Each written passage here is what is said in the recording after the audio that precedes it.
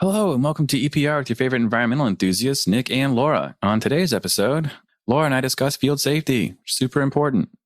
We talked to Scott Breen, the Vice President of Sustainability at Can Manufacturers Institute, about recycling, the circular economy, and developing a sustainability program for your company, was the word I couldn't think of. And finally, grasshoppers have ears in their bellies. They have a pair of membranes that vibrate in response to sound waves tucked underneath their wings. How weird is that? That is very weird. I remember dissecting grasshoppers in school, and I don't remember that. Yeah. Well, I mean, according to the internet, that's accurate. I'm not saying it's wrong just because I don't remember it. But oh, man. Yeah. But I just, I'm thankful. I think my ears are right where they need to be. You know what I mean? Like, I don't think I would enjoy it if they were like right behind our armpits. It'd be a little weird. I'm picturing a different kind of headphones. Yeah. Much bigger. Wow. And on that note, let's hit that music.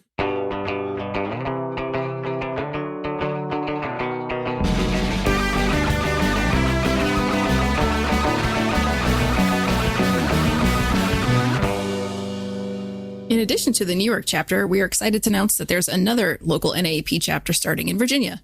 The VAEP is in its early stages of forming, so stay tuned for more details or contact Sun Temple Helgren. You can check out his EPR interview with us on episode 25 if you would like to learn more or let them know that you're interested in participating. We appreciate all of our sponsors, and they're what keep the show going. If you'd like to sponsor the show, please head over to www.environmentalprofessionalsradio.com and check out the sponsor form for details. Let's get to our segment. I had a white squall come through here this morning. Yeah. But yeah, tell me more about an inch in 5 minutes. So it was cool, but it didn't last very long. Well, it reminds me of the Florida hurricane memes where it's just like a lawn chair pushed over. Yeah. Yeah, I know. Well, my boyfriend's dad is like extremely risk averse. He was a risk manager for General Electric for a long time. Mm-hmm. So he's in the environmental field. So he's always like, anytime we're going on a road trip or going somewhere, he's like, oh, you should be careful. It's supposed to be, you should wait, not go, whatever. Cause he's like checking the weather. I look out the window during the 10 minutes of this squall and he's parked out front. I'm like, what are you doing here? Riding out the storm. Safest place for me, away from all the trees that could be downed. Didn't get the alert on his phone that I did. It's funny. That is funny.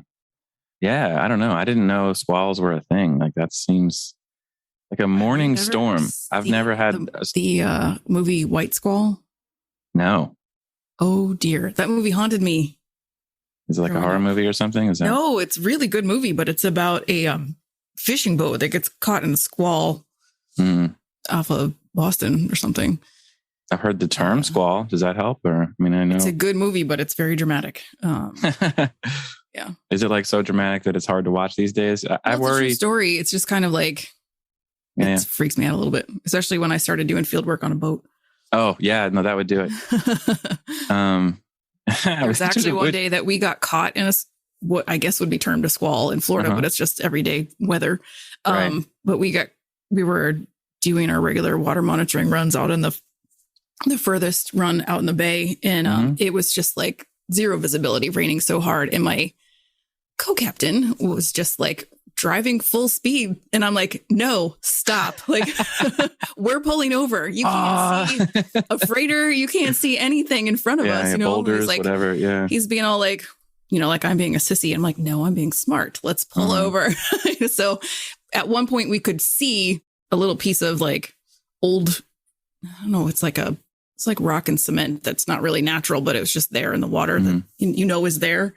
I was like, let's just pull up there because we can see it and we know where we are and just wait for this to pass, And he was just like, no, let's keep going. I'm like, no, what? Why? Yeah, why? What is why? The rush, what's the rush? Yeah, exactly. I don't want to hurry up and be dead. That's apparently he had not seen White Squall. And, A Perfect Storm. That's the first thing I thought of. Yeah, when right. You said that. Yeah. I just taught similar kind of movie.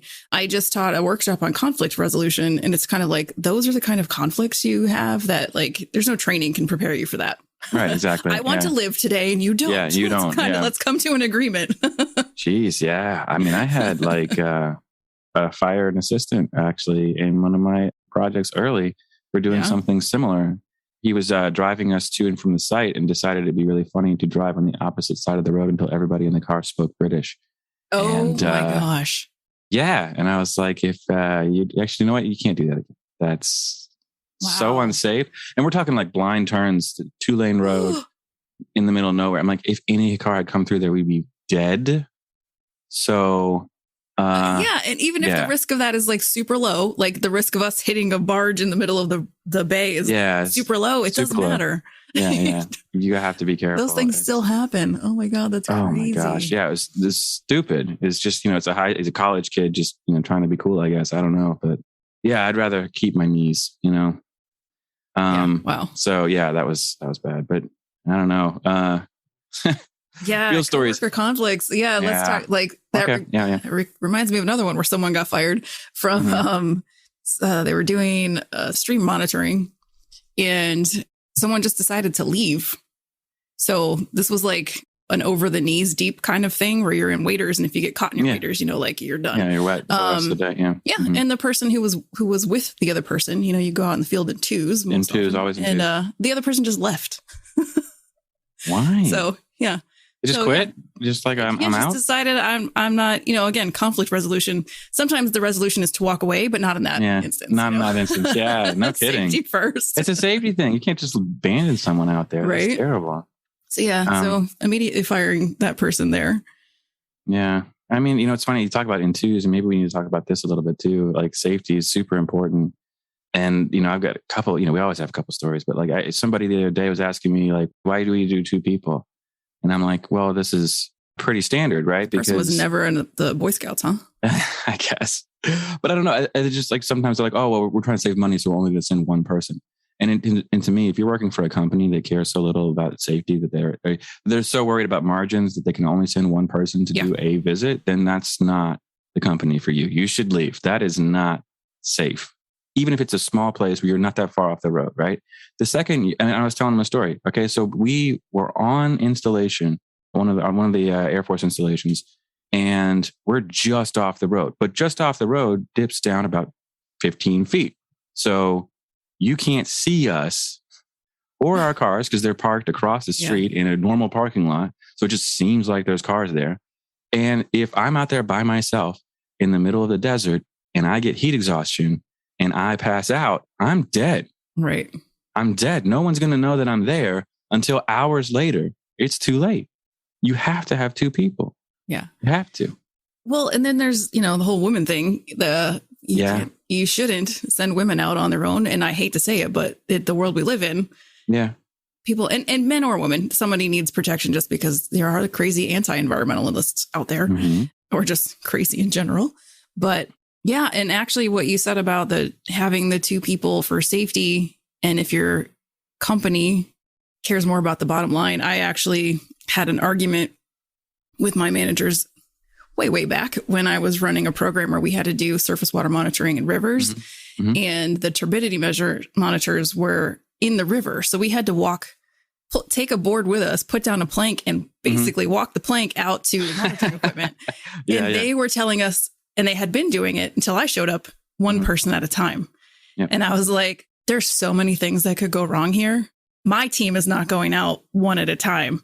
And I had to fight for that. But, I think just in that would be 10, 15 years, I hope that scenario is changing and there's less need to argue about that. Yeah. I mean, it's just to me, it's common sense. It's like, if you care at all about getting a job done, you can't do it if your workers are dead. It's impossible. Just as an FYI, in case you didn't know. And it can happen. Like the thing is, it can happen in supremely safe scenarios. You can still get hurt.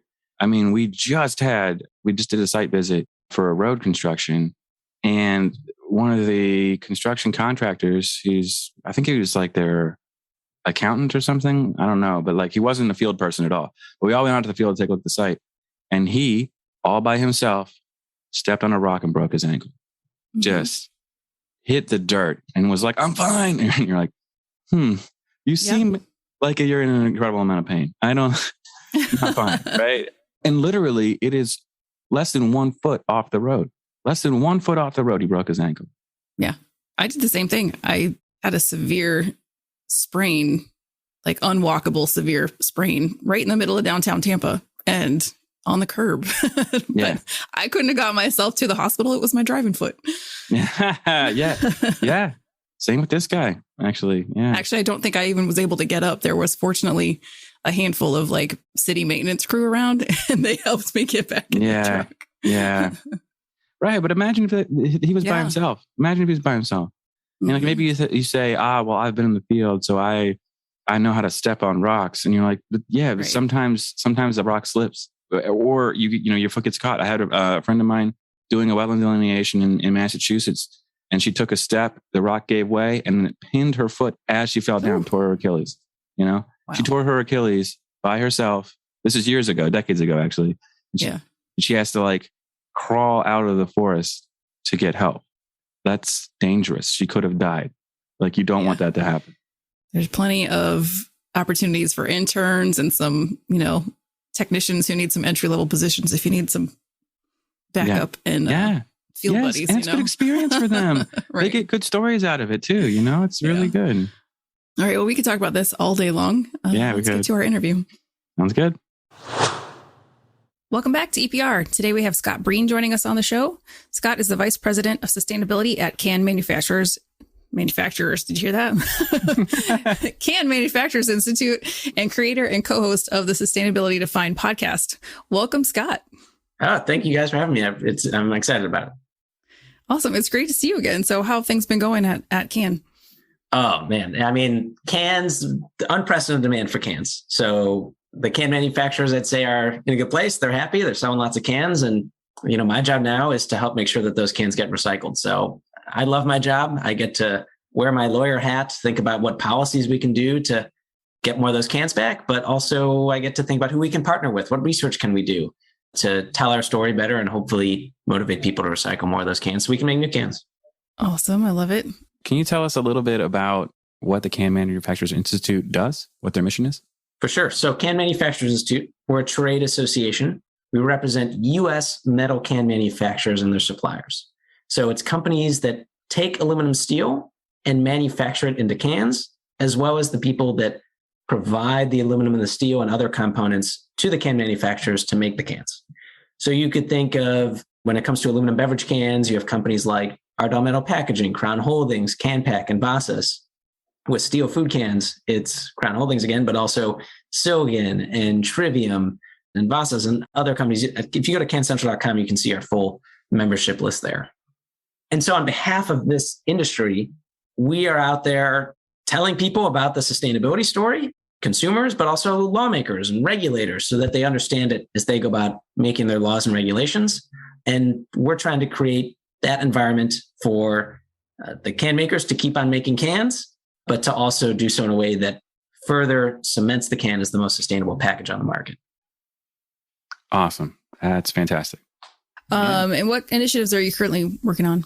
Oh, there's several. I mean, one is that last year we did a can capture grant program. So material recovery facilities, this is where single stream recyclables go to be sorted out. And in the midst of that process, sometimes cans get missorted. And sometimes they still get recycled, but we want to make sure that those cans, if someone put them in the recycling, they got transferred to the material recovery facility, that we get them sorted to the right place so that, like I was saying earlier, we can turn those used cans into new cans. And so we put out some research saying up to 1 in 4 beverage cans missorted at these MRFs, they call them. That's worst case scenario, up to 1 in 4, but even 1 in 10, that's still a lot of cans, right? Yeah. So we did this grant program last year with funding from Ardell Metal Packaging and Crown Holdings, and in partnership with the Recycling Partnership. And we gave grants to 5 MRFs.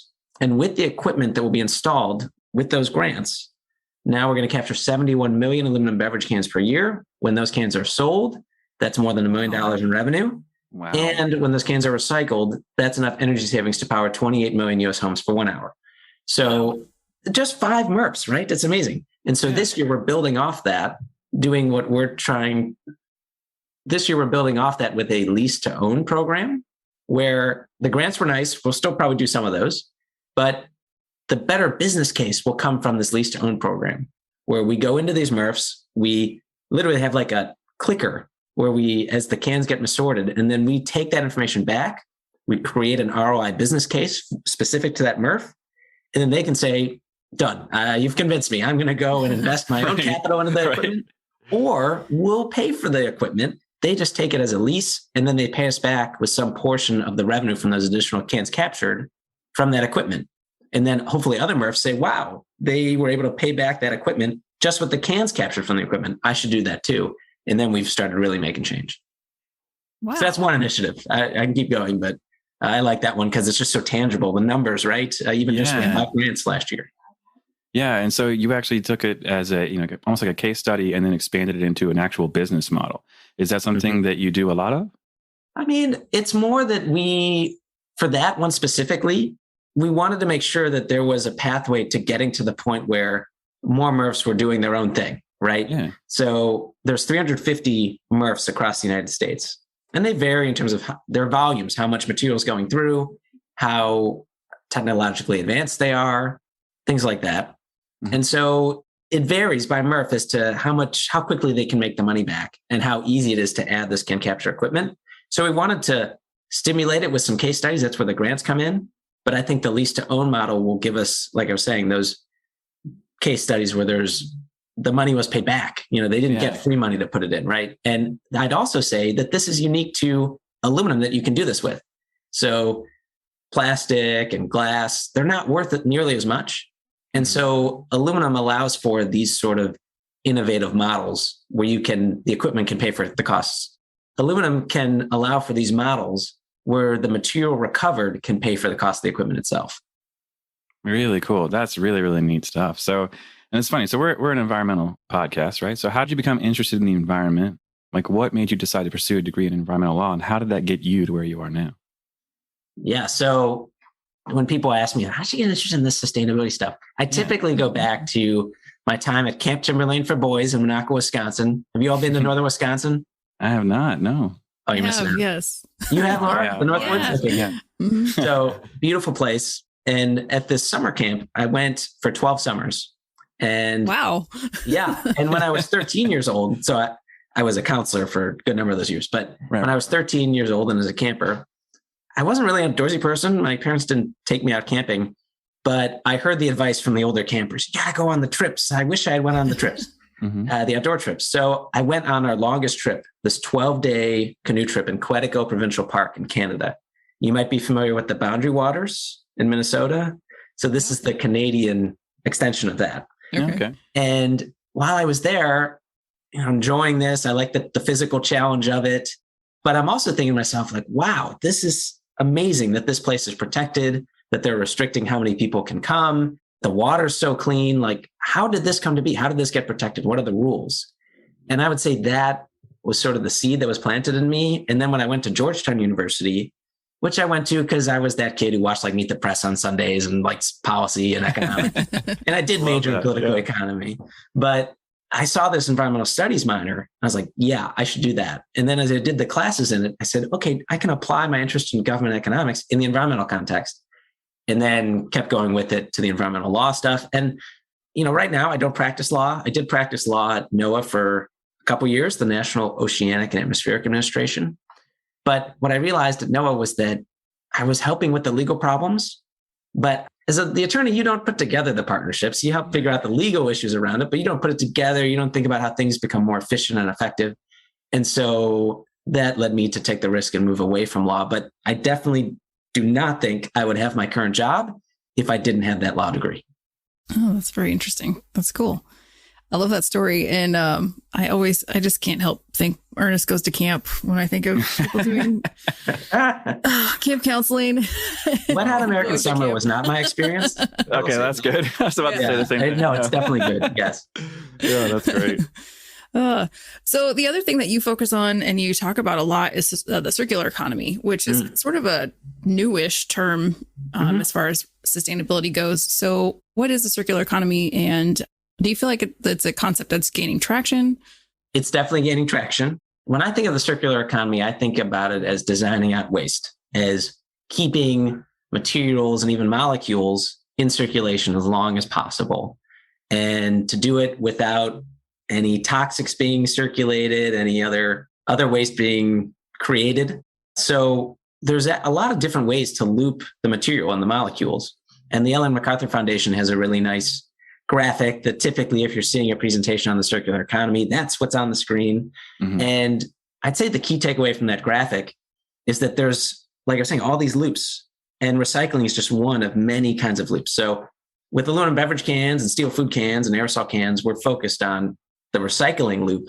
But if you think about circular economy more broadly, you think about reuse and the sharing economy and material regenerative agriculture and all these things that help make sure that when we take a resource from the earth, that we're trying to use it efficiently and have the maximum number of cycles. And the nice thing is with metal, it technically recycles forever. So, if we get even more efficient with our recycling process, it can get to the point where we have taken that resource and now we're using it just over and over again. So it's becoming renewable, basically. Something that's not renewable. That's really, really cool. And so that kind of led you to leading circular economy business delegation tours at the Chamber of Commerce. What was that? That goes back. I'm glad I brought up camp counseling earlier. That delegation, it was fun to put together. And of course, there was all learning and stuff, but I was also leading the tour and walking around the bus, making sure people had snacks. So very important. Right. I also learned as a camp counselor, you end those things with ice cream and then everyone's happy. So yeah, great point. There you go. All right. Right. But it was great. We went to a MRF, right? And we saw that sortation. We went to Eileen Fisher, where they were taking in clothes and sorting them out and using them. I remember they were making like pillows and even art from some of the stuff that used to be clothes, like the clothes that couldn't be made into new clothes. So that was cool to see too. Oh, wow. Yeah. This is in New York. Yeah. Yeah. I guess also a part of your job has been, over the years, you've also done quite a bit of public speaking. Would you have any advice for people who have to do that on a regular basis? Because it's we talk about it a little bit, sometimes sure. You can still be nervous and do a great job. So what advice would you give? Totally. A couple pieces of advice. I certainly am still learning how to do it better. Let me just say that. Mm-hmm. I listened to a book. I'm not going to remember the name of it, but it was an audiobook I got from the library for free, which you got to love. Libraries are my favorite thing ever. Oh, yeah. Absolutely. Yeah, 100%. Let's just give a moment for libraries. And the book was about this sort of communicating effectively. And one of the tips that they gave in there was, I think he called it like, don't tailgate, in the sense of like, people when you're driving and then they follow too closely to you and then accidents happen. Mm-hmm. So the advice was, and you can see I talk fast, so I need to work on this myself, but don't start getting into what you're going to say next until you're pretty sure you know what to say. Mm-hmm. And if you're not sure, slow down. It's okay to take a beat, take a minute until you've got your next points ready. Because if you're talking too fast, then you start getting down a road that you weren't prepared to go down, and now you're stuck. Because if you slow down, your mind can catch up, and then you take it the direction you really want to take it. So that'd be one. And then the other piece of advice I would say is, I feel like people make their slides too text heavy. That's not a super innovative thing to say, but more the tip is that with the slide, you don't want it to be more than really 1 or 2 points. Sometimes my colleagues, they say, Scott, you have too many slides. What are you doing? It's going to take you forever. And I remind them that, well, no, it's not, because a lot of these slides are going to take me 10 seconds or 20 seconds. I'm just making one quick point and it's a nice picture and I'm moving along. So I feel like people get caught up on the number of slides when really it's more about how many points you're making, and try to distill that down. Oh, yeah. That's super. That's great advice. And as another person who talks quickly, love to hear that. So thank you. But yeah, kind of shifting back to the sustainability side of things, my company is actually looking to develop a sustainability program. Okay. And they've asked me to kind of look into it. So what advice would you give to small companies looking to improve on sustainability? What are the easy things that they can start? That's a good question. So one of the things I would suggest doing is a materiality assessment, so that you figure out where are your biggest hotspots. And you'll see, if you pull up a lot of company sustainability reports, you'll see these materiality assessments where they've visually graphed out the different issues and then say like which ones, then maybe the x-axis is like important to my business and y-axis is the environmental impact.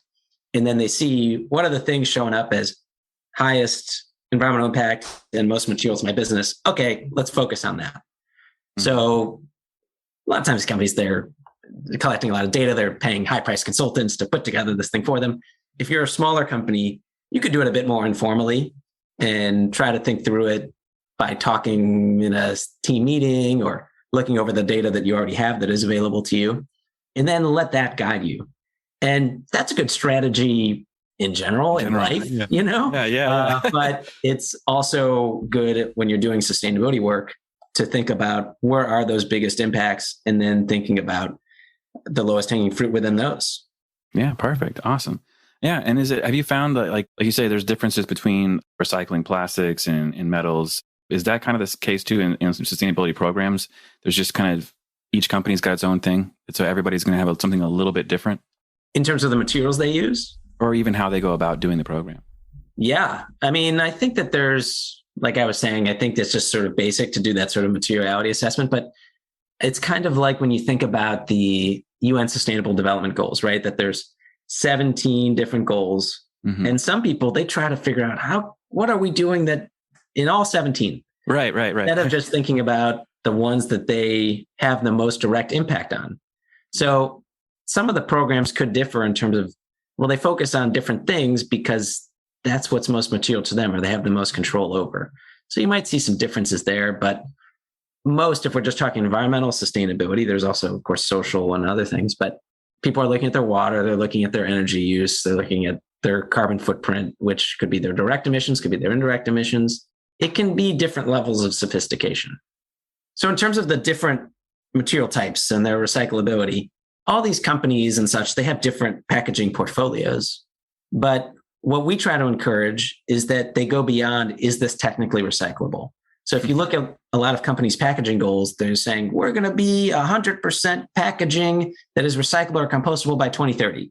Mm-hmm. It's a great first step, but it can't stop there, right? And I wrote an article in GreenBiz about moving beyond 100% recyclable goals, because you also have to think about, well, what is this packaging going to be turned into? What is its economic value? Does it support its own recycling? How many times can it be recycled? Is the thing that it gets recycled into, is that easy to recycle? And so it's nice working for my industry for a variety of reasons, but one is that on those fronts, we do really well, right? So how many times we recycled? We already talked about metal recycles forever. It's economic value. It's one of the most valuable recyclable commodities out there. In fact, one of the reports we did a couple of years ago concluded that without the revenue from used beverage cans, those MRFs that are sorting single stream recyclables wouldn't be able to operate, right? In terms of, well, what is it getting recycled into? 93% of recycled cans, and we're recycling nearly 90,000 aluminum beverage cans a minute in the United States, become new cans. So those are the things that we try to make clear to people, and going beyond, can I put it in the recycling bin? Awesome. That is great information. So thank you very much for that. We alluded to this earlier, but you do also have your own show. So you have your own podcast. So tell us a little bit about that and what people can learn on it. Oh, thanks for asking about that. So Sustainability Defined, and it's the name of the podcast, and we define sustainability one concept and one bad joke at a time. So each episode, we focus on a different concept. We first introduce it.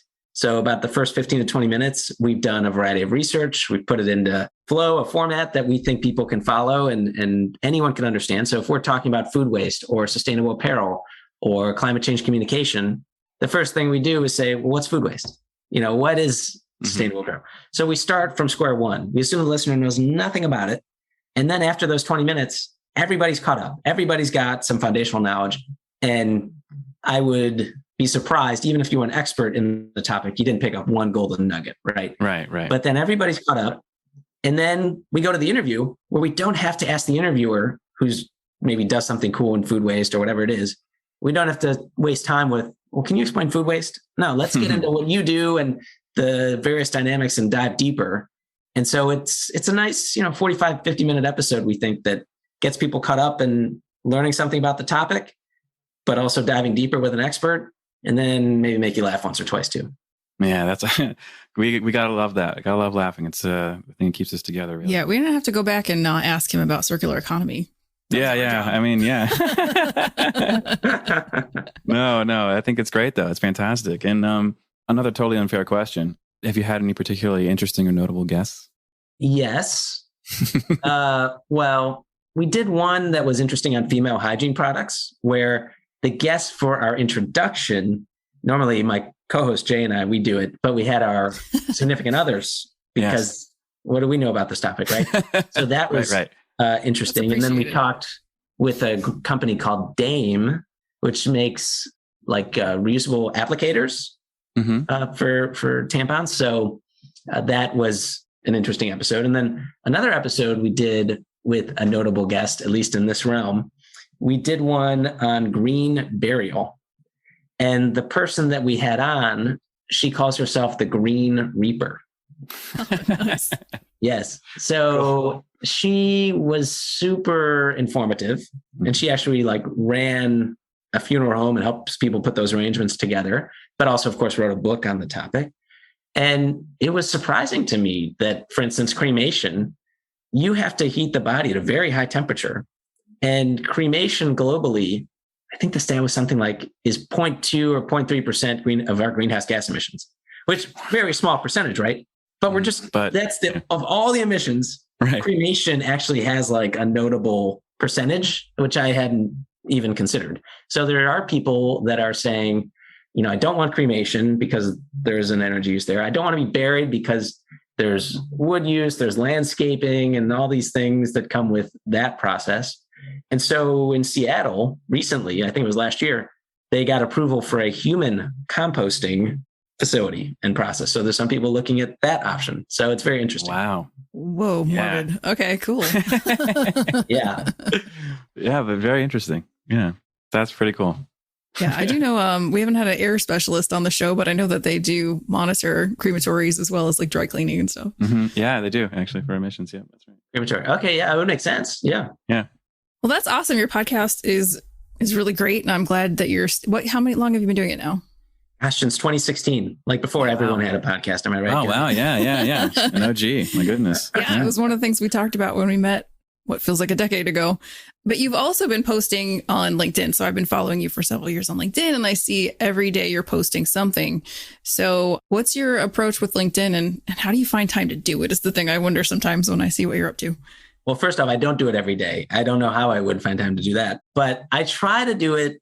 Mondays, I call it like a weekly Monday sustainability post.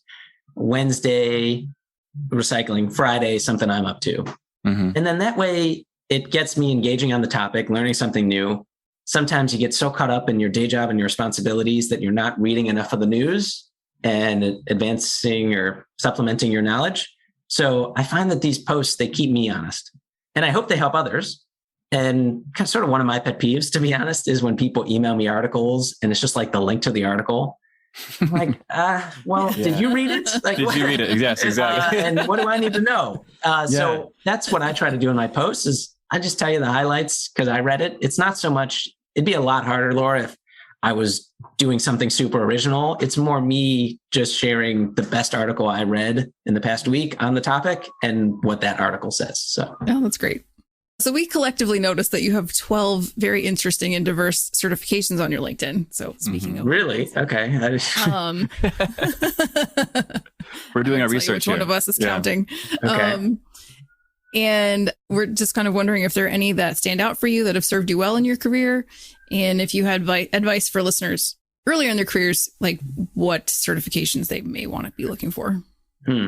Well, if I'm being honest, I'm sort of surprised there's even that many up there. Just like independent certifications. I feel like some of them, I did like a certificate in the organic management of orchards when I was in Bloomington, Indiana, just for fun on the side. Has that served me well? No, I don't even know if I remember anything from it. But I would say that early in your career, one of the things that I've been telling people is, it seems to me, as I hear about job openings that are, and particularly the entry-level ones, it's all about reporting and disclosure. And so if you can get a certification, or probably even better, experience in helping companies put their data together, report it to certain entities, then you've set yourself up well. And what I tell people is, if you're looking for a job and you kind of know what job you want, read the job descriptions, particularly students, right? Mm-hmm. And then map out, well, what do I have and what do I not have? And then how do I get the things I don't have? And maybe more to the materiality assessment of earlier, do the same thing here. Which of these things I don't have, which are the most important and which are the ones I can get most easily? And maybe the ones that you can get most easily and are most important. Okay, go do that. And then fill in that gap so that when you apply for that job, ultimately, and that interview happens, you have your story and talking point to explain. And even that is a great story, right? Of like, I looked at the job descriptions, I mapped this out, I went ahead and did this proactively. And that's why now I can tell you this. Like, even that is impressive. Absolutely. At least if I was hiring. No, that's awesome. I'm writing that down. I'm telling everybody that too. I'm going to pretend like it's my idea. Just letting you know. That's okay. So. I'm taking Podcat. I don't know if so there you go. Yeah. That's fair. You're not physically taking Podcat off. No. She would hunt you down, I'm pretty sure. But volunteering also seems really important to you. I guess maybe that's not too much of a surprise. Can you talk a little bit about what motivates you to give back to the community? I mean, I'm a very privileged person. That's just totally is the case in terms of just parents and where I grew up and the resources I have available to me and just so many things. So I just almost feel like a duty to help the community. And that could be volunteering, but it could also be like I took time earlier this week to go to a Georgetown University business class and talk about my experiences and hopefully help them and talk with them afterward, and been getting emails from them. So I always try to make time because people help me too, right? When I was earlier on in my career, and I still rely on people that are more experienced and have more knowledge than me to help me as well. So I feel I've been very lucky and privileged. So how could I not, right? I don't know. Yeah, that's great. So you feel it's a responsibility you have to do it. Yeah, but also it feels good. I want to do it. So, and I should probably be doing more. So awesome. We appreciate that. Yeah. You also have some hobbies with keeping fit and stuff. Do you run? Yes. That's how I find time to listen to podcasts. Yeah, there you go. And, it's funny on the podcast, I certainly don't run to look better for the podcast. Some people have joked that I have the face for podcasting. So I don't know.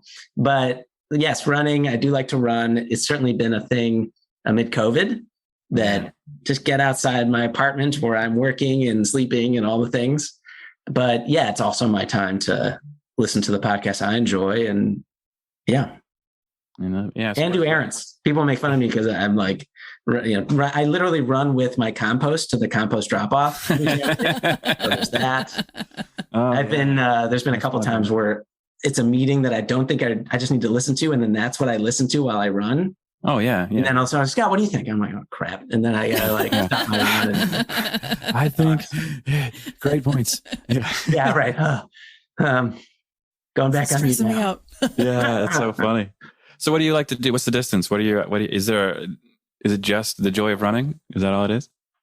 I certainly just feel it's kind of like in the volunteering thing. I'd be lying if there wasn't a component where I just feel good about doing it. And it makes me feel healthier to do that run. And just something to structure my day around as well.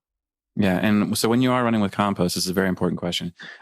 Does everyone get out of the way? Because I just assume it'd be like, what's that smell? Oh my God, and then diving. We'd be diving. Is that not right? I mean, it's in like a canvas bag. Like they don't. Okay. So you can only carry so much.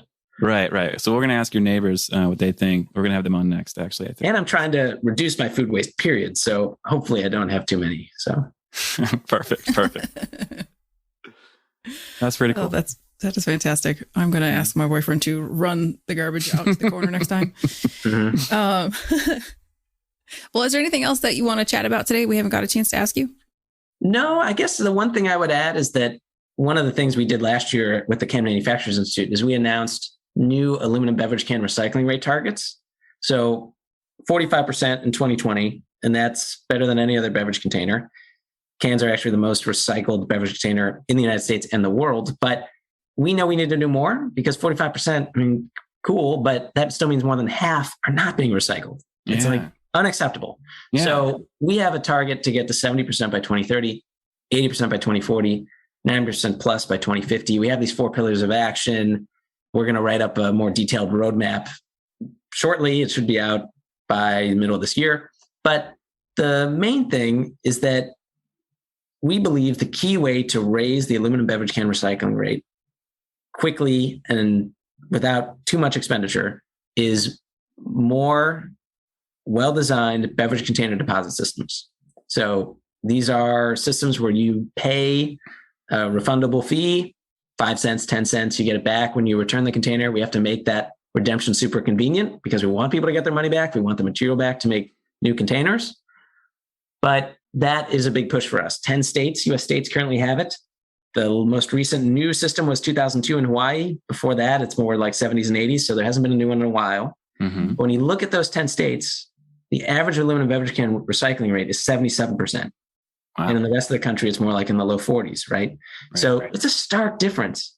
And so we have wrote some articles on it last year. For instance, we wrote an op-ed with the circular economy nonprofit Reloop and the advocacy organization U.S. Public Interest Research Group calling for a national deposit system and laying out some of our principles there. But this year, we're on the ground in some key states. We're engaging with a lot of different stakeholders. We are trying to go from the article writing to the change on the ground. So that I'm pretty stoked about that effort because it's fun to talk with stakeholders and think about how can we best create the system. We actually had a meeting earlier today with some people that work with what they call canners, which are people like in New York State, where they have a deposit system, go around collecting cans and other containers for important income that they need. Mm-hmm. And how do we set up the system that reflects the need to be supportive of their efforts and make it easy for them? So it's an interesting issue, and I would encourage people to learn about it and help us reach these targets, be it becoming an advocate for new well-designed deposit systems or some of the other things we lay out. And if you're interested to learn more about that or any of the other metal can sustainability stuff the Can Manufacturers Institute is up to, go to cancentral.com/sustainability. Awesome. I have pictures of myself and some teenage friends when I was a teenager depositing our recycled aluminum in Florida, trying to get some spending cash for us kiddos. People have those stories. And Florida, I don't think has a deposit system, but you take it to metal scrap yards. We have a cansforcash.com website. We would take it to somewhere had a machine. You could put it in and give you money back. And that's what we were doing. And then here in New York State now, I'm waiting for a new beer can with my face on it for a different thing that I'm working on. And there's been a hold. And one of the things they said was that there's an aluminum shortage. So is that shortage of new aluminum? So is that another need for us to have more recycled aluminum?